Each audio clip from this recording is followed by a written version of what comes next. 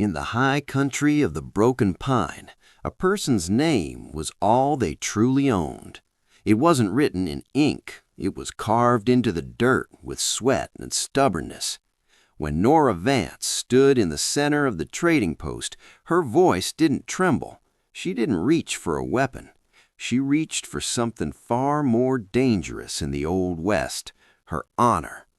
She challenged the most powerful man in the territory to a duel of grit, a test that would break most men. And just when the world felt cold, a silent stranger stepped out of the shadows. He didn't just watch, he made a promise that changed the Ridge forever. Welcome back to Rescued by the Ridge. If you find strength in stories of the untamed frontier and the brave souls who settled it, please hit that subscribe button and ring the bell. Your support helps us keep these forgotten tales of redemption and survival alive. Now, let's head to the Ridge. The wind at Broken Pine Pass has a way of talking to those who listen. The locals call it the lonesome whistler. It moans through the gaps in the timber, carrying the scent of incoming snow and the heavy silence of the peaks. For Nora Vance, that wind was the only company she had kept for 3 long months. Nora stood on a wobbling ladder, her hands calloused and stained with the sap of fresh pine. She was trying to secure a final shake shingle to the roof of her cabin before the sun dipped behind the jagged horizon. In the 1880s, homesteading wasn't just a dream, it was a relentless battle against the elements. Under the laws of the era, if you couldn't prove up your land by building a permanent dwelling and farming the soil, the government, or someone with more money, could take it all away. She swung her mallet with a rhythmic thud. Every strike was a heartbeat. Every inch of progress was a tribute to her father, who had passed away just as the first frost hit the valley.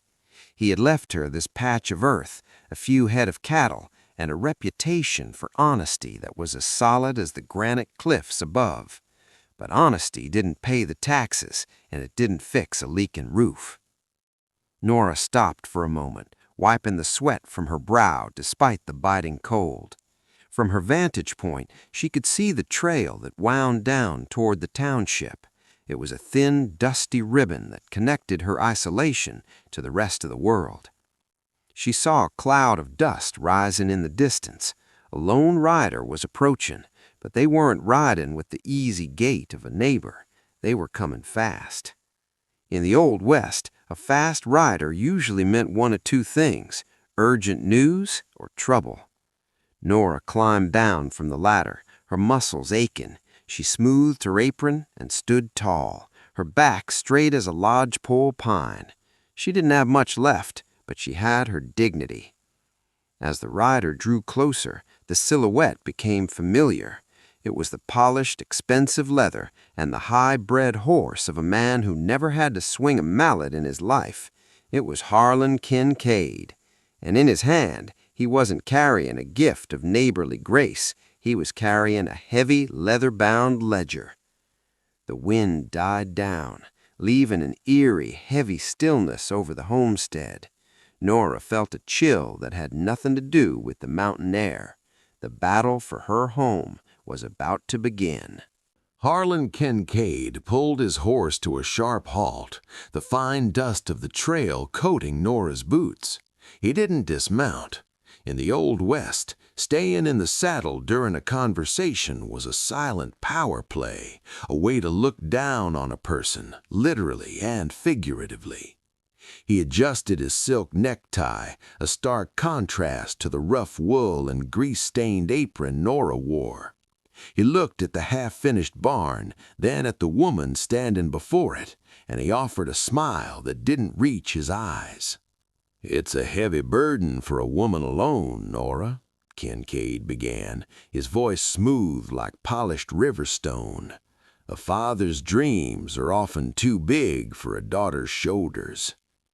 Nora didn't flinch. She knew the history of these mountain lands. Under the Homestead Act of 1862, a person could claim up to 160 acres of public land, but the price was 5 years of continuous residence and improvement. Her father had been only months away from final ownership. Kincaid knew that. He also knew that in the 1880s, the law was often whatever the man with the most gold said it was. "My father's dreams are doing just fine, Mr. Kincaid," Nora replied, her voice steady. "The roof will be tight before the first flake falls. If you're here to offer a hand with the shingles, pick up a hammer. If not, I have work to do." Kincaid's smile flickered and died. He opened the heavy leather ledger resting on his thigh. "I'm not here for carpentry, Nora. I'm here for the truth. This ledger shows 3 years of credit extended to your father. Seed, timber, salt, and winter supplies. It's a debt that exceeds the value of this herd twice over." He held out a piece of paper, a promissory note with a signature that looked painfully like her father's shaky handwriting from his final days. Nora felt the world tilt. Her father was a man of his word, but the frontier was expensive, and the winters had been cruel. "I have no record of this," she whispered, though she kept her chin high. "The law doesn't care about your records, only mine," Kincaid said, leaning forward. "But I'm a man of mercy. Sign the deed over to me today. I'll give you $50 and a coach ticket back east to your cousins. You can leave this dirt behind and be a lady again. If you don't, well, the sheriff and I will be back on Monday to reclaim what is legally mine. You'll be left with nothing but the clothes on your back." It was a trap, plain and simple. He wasn't just asking for money. He was trying to steal her future. He was betting that a woman alone would crumble under the weight of a legal threat. But as Nora looked at the ridge, she didn't see a debt. She saw her life. "I won't sign," she said, her voice growing colder. "I'll see you in town on Saturday, Harlan, in front of the people. We'll see what the ridge thinks of your mercy then." Harlan let out a short, dry laugh, wheeled his horse around, and galloped away, leaving Nora in a cloud of bitter dust. The sun was setting, and the shadow of the mountain was growing very, very long. Saturday morning in the town of Broken Pine felt different. Usually it was a day of commerce and laughter, of swapping stories over coffee and weighing out bags of flour. But today, the air was thick with a tension that even the mountain breeze couldn't clear.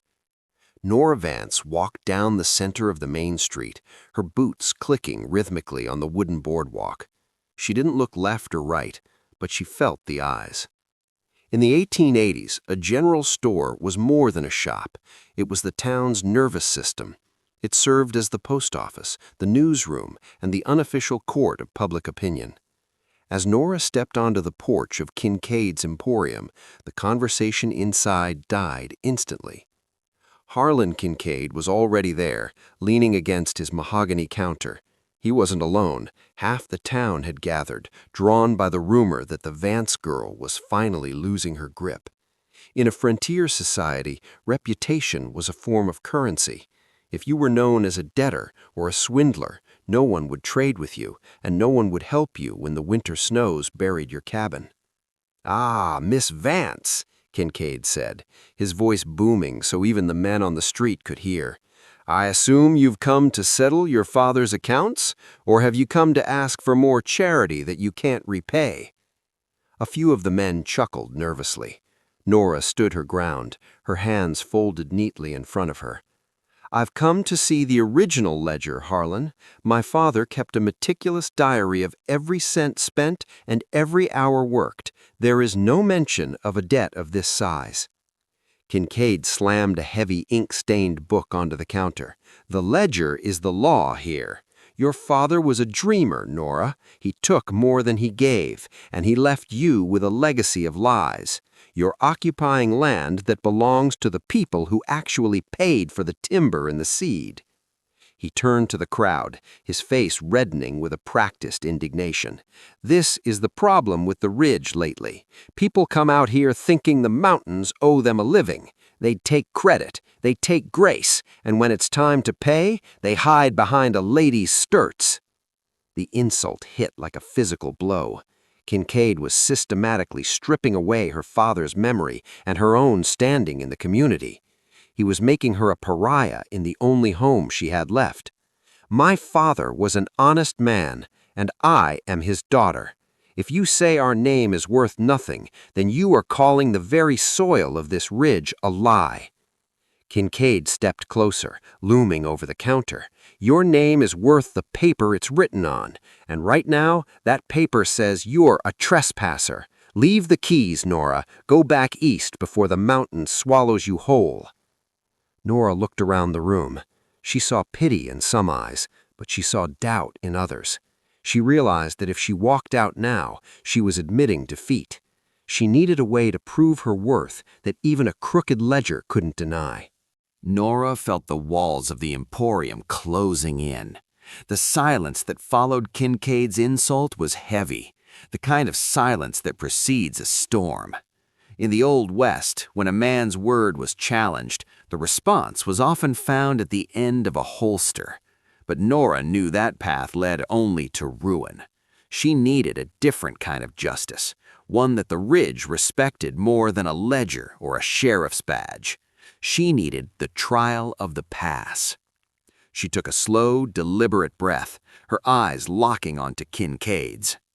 "You say my father was a dreamer who couldn't carry his weight?" she said, her voice cutting through the hushed room like a sharpened blade.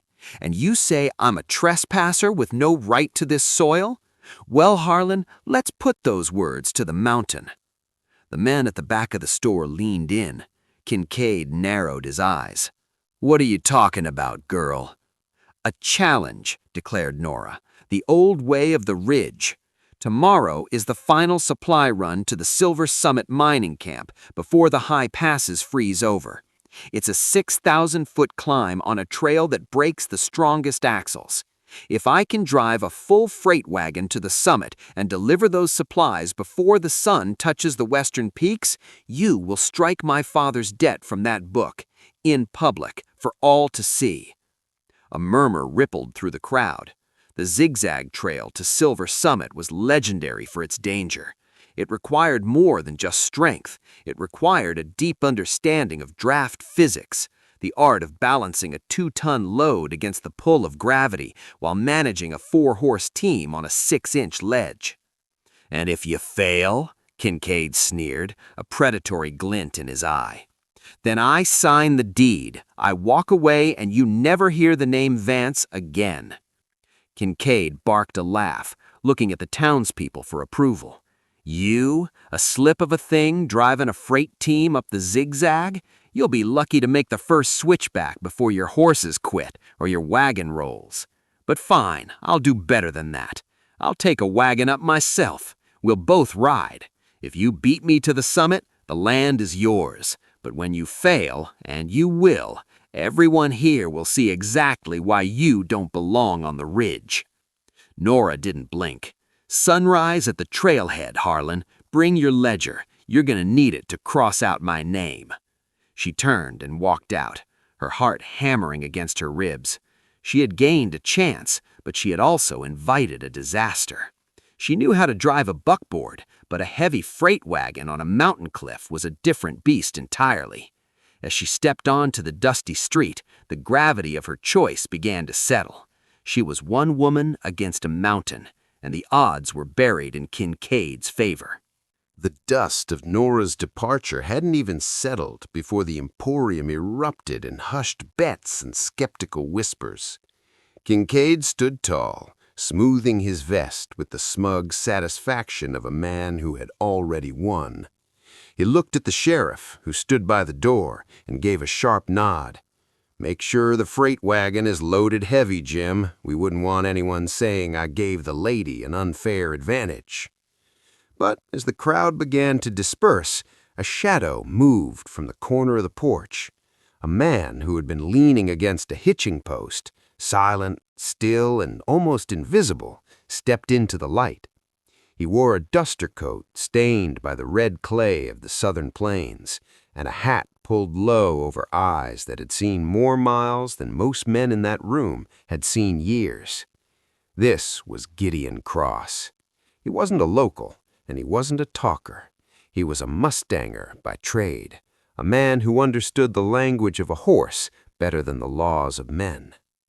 He walked toward Kincaid, his spurs jingling with a slow, deliberate rhythm that commanded the room's attention.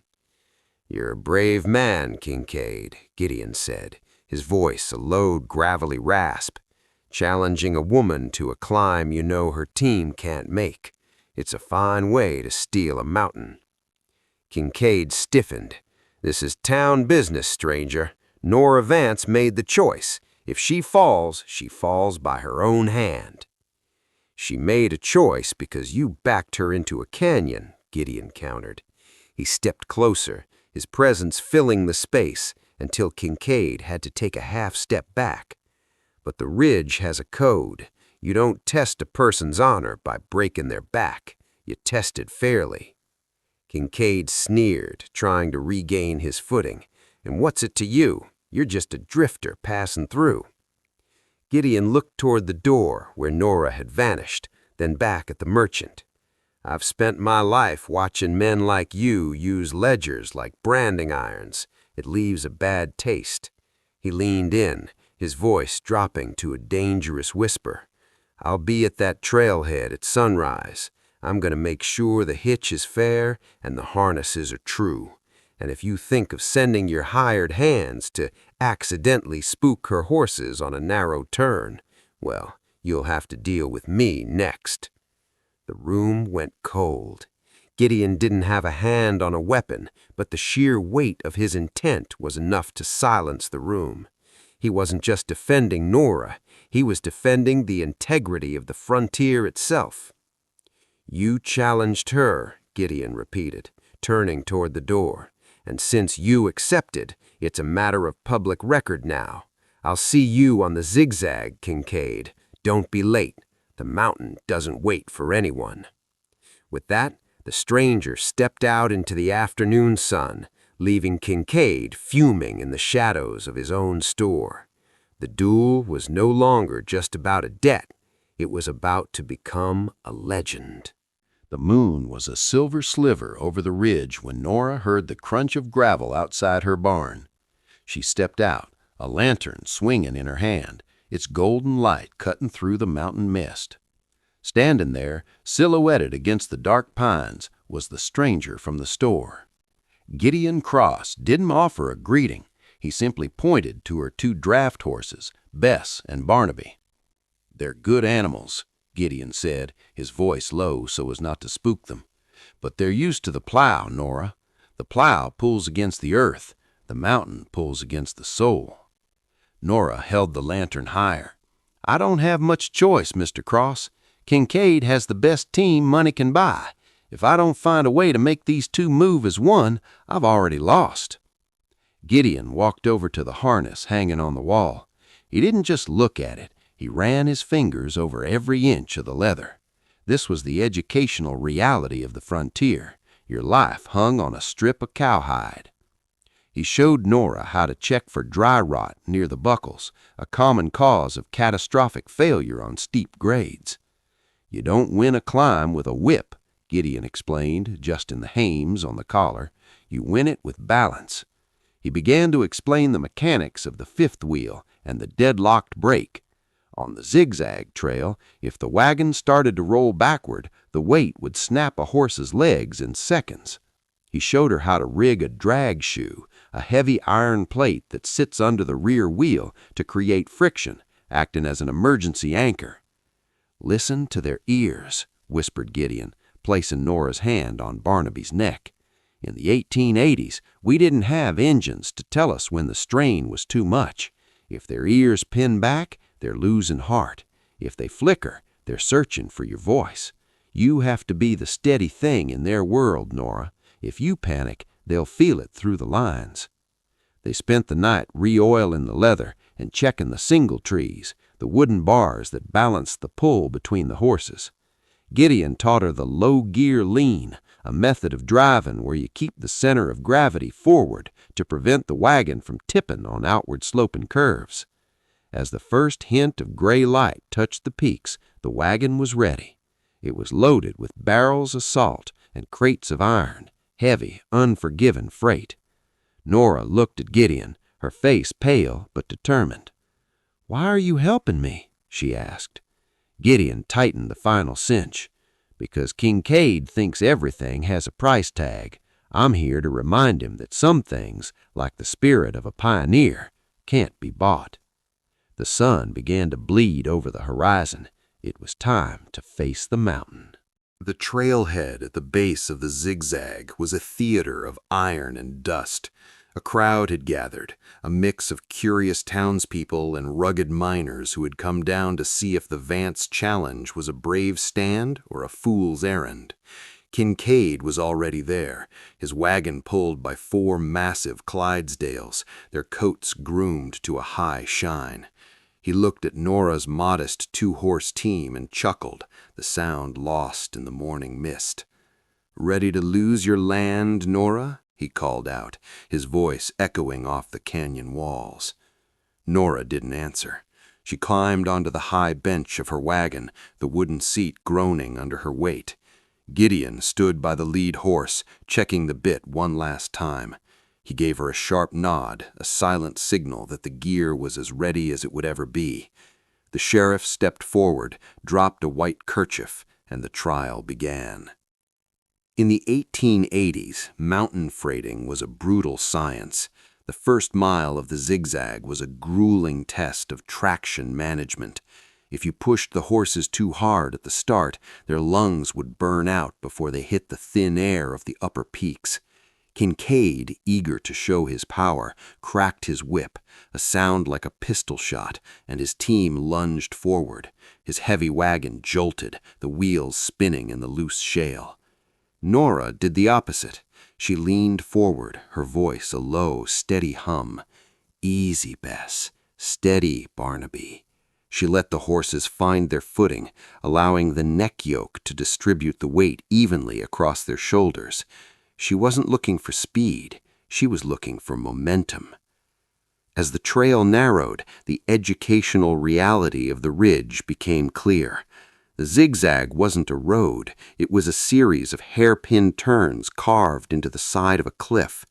Each turn required a wide sweep, a maneuver where the driver must swing the lead horses toward the edge of the abyss to ensure the rear wheels of the long wagon don't clip the inner rock wall and tip the entire load. Nora's knuckles were white as she gripped the leather lines. To her left, the mountain dropped away into a 1,000-foot gorge. To her right, a wall of jagged granite.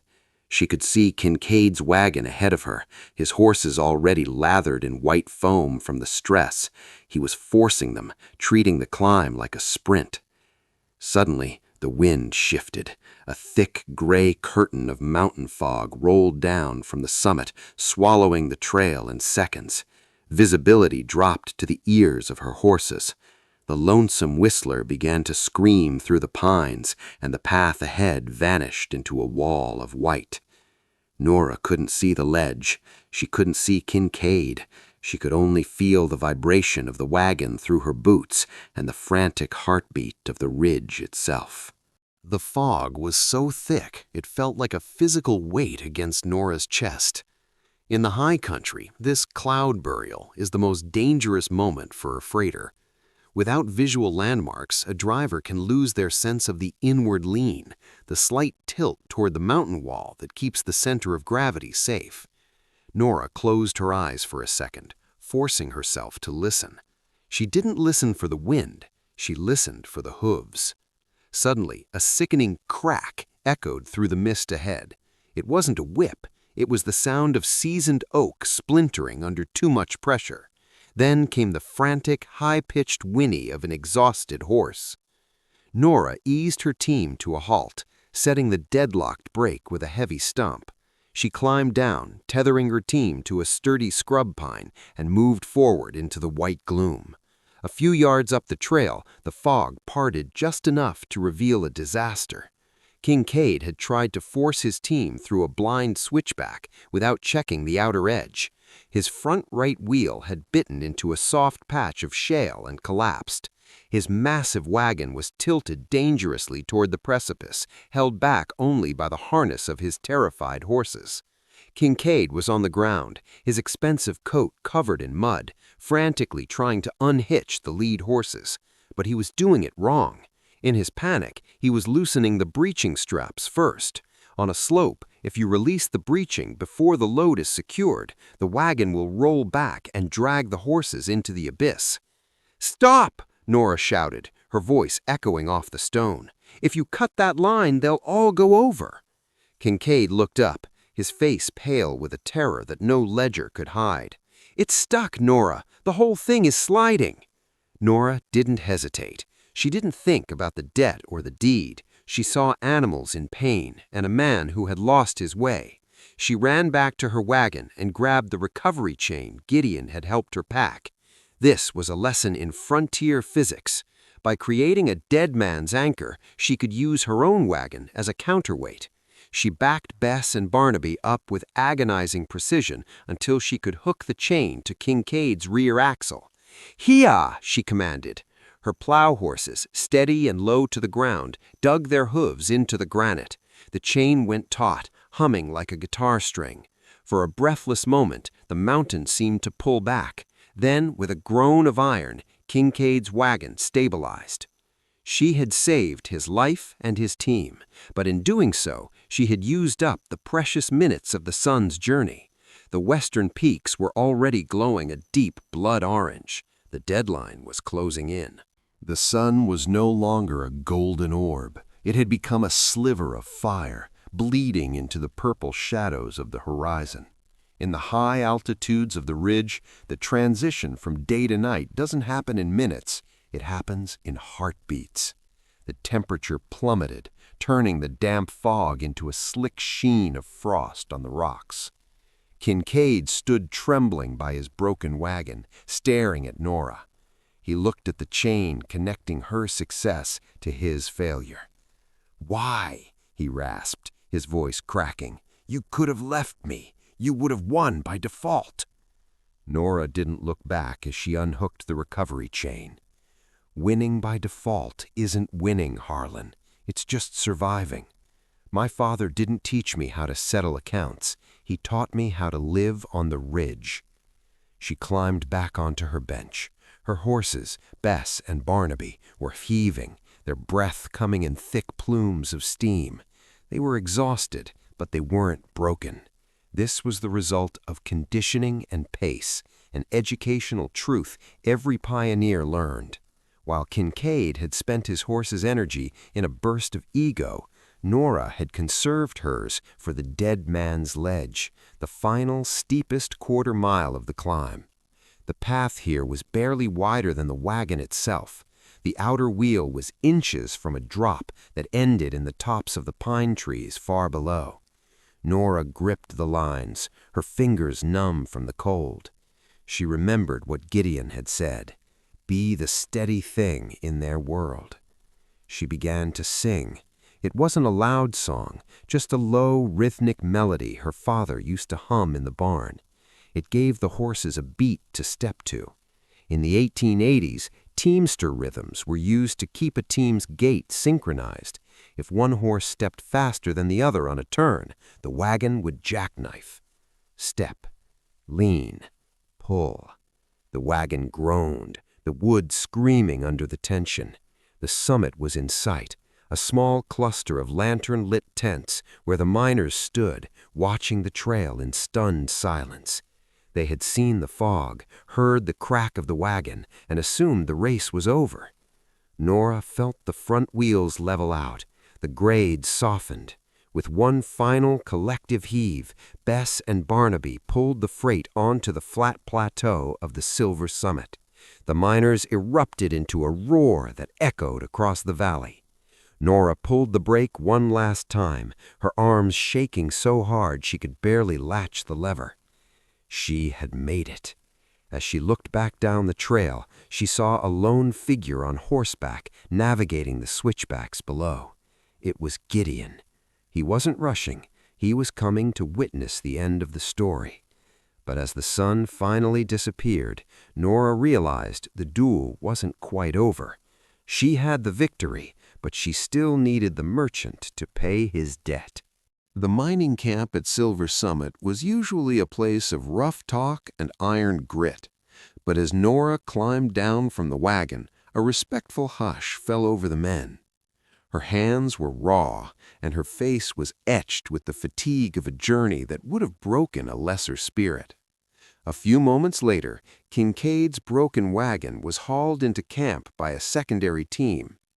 He stepped out, no longer the untouchable merchant of the valley, but a man humbled by the very mountain he tried to own.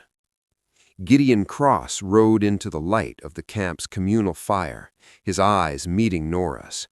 There was no need for words between them. The respect was written in the way he inclined his head. Kincaid approached Nora, the heavy ledger clutched in his hand. The crowd gathered, sensing the finality of the moment. Under the code of the West, a public promise made before witnesses was more binding than any court order. Kincaid looked at the ledger, then at the miners, who now looked at him with newfound coldness. He realized that if he didn't honor the deal, he would never do business in these mountains again. "A deal is a deal," Kincaid muttered, his voice stripped of its usual bravado. He took a pen from his vest, laid the book on the tailgate of Nora's wagon, and drew a thick, dark line through the Vance name. "The debt is settled, Nora. The homestead is yours." Nora didn't gloat. She simply nodded. "It was always 9, Harlan. I just had to remind the Ridge of that." As the miners began unloading the vital winter supplies, Gideon walked over to Nora. "You drove a hell of a line, Miss Vance. Your father would have been proud of the way you handled those switchbacks." "I had a good teacher," Nora replied softly. She looked at the homestead far below, a tiny speck of light in the darkening valley. For the first time since her father's passing, she didn't feel like a girl trying to survive a storm. She felt like a woman who had rooted herself into the very stone of the mountain. Gideon looked out at the horizon. "Winter's coming fast. A homestead is a lot of work for one pair of hands." Nora smiled, a genuine, warm expression that reached her eyes. "Then it's a good thing I know where to find a man who values honor over gold. If you're looking for a place to winter, Gideon, there's plenty of wood to chop and a barn that needs finishing." Gideon tipped his hat, a rare spark of warmth in his gaze. "I reckon I could stay a while. The Ridge has a way of keeping a man right where he belongs." They stood together as the first snowflakes began to dance in the lantern light, not as strangers, but as a family bound by the trial they had endured. The debt was gone, the land was safe, and for the first time, the lonesome Whistler wind didn't sound so lonely anymore. It sounded like home. Thank you for joining us for this journey to Broken Pine Pass. This story reminds us that in the harshest of times, true character isn't found in what we own, but in how we stand our ground and help others, even those who don't deserve it. If this tale of redemption and grit touched your heart, please like this video and share it with someone who needs a reminder of their own strength. Don't forget to subscribe to Rescued by the Ridge and hit the notification bell so you never miss a story from the frontier. I want to hear from you. What would you have done if you were in Nora's shoes? Would you have helped Kincaid on that ledge? Let me know in the comments below. If you're looking for more tales of the Old West, be sure to check out our Mountain Legends playlist on the screen now.